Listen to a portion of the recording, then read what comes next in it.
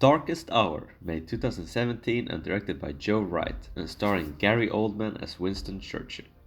The movie is about Churchill's rise to become the UK's Prime Minister during the Second World War, and how he ensures that Britain does not sue for peace and keeps fighting the war.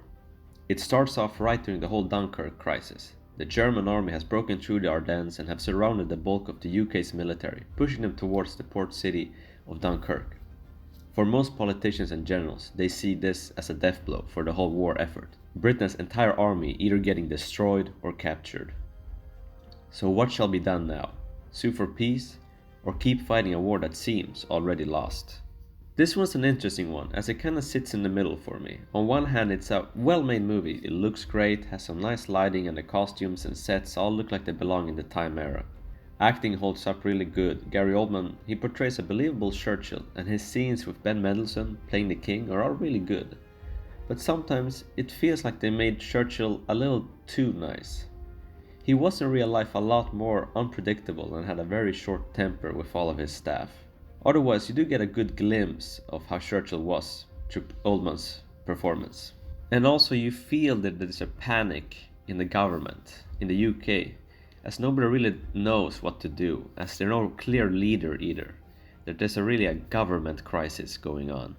The main problem with this film is that it's not entirely historically accurate about what happened during this precise timeline. There are always changes made in real life events for historical film, so that it can fit into a feature-length film, or simplifying a complicated event for the audience, or making some events go a little bit faster. But in this movie, they go a little too far.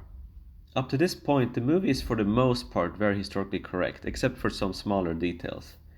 But then the filmmakers went for an odd decision to have Churchill take a public train right before his famous speech.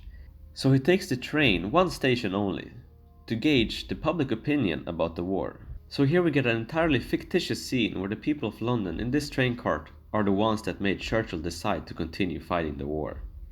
The whole scene really brings the rest of the movie down, as it comes off really forced and almost feels like a propaganda scene. In real life, Churchill already knew he was going to fight on, a long time ago. His mind was already set before his speech. And if you want a scene of the British people showing that they won't quit, there are so many real events you could have shown instead.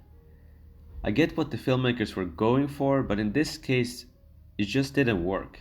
And in a world where most people learn their history from watching movies, this movie takes a part of the historical myth making. And the movie was doing so well until this part. Other than this, it is a good movie, but if you want to know the actual story, you're better off looking it up on YouTube or reading about it. So that's why I can't recommend this movie 100%.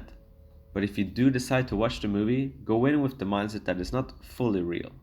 But otherwise, you'll have a good idea of how Churchill was and the whole era of this precise timeline.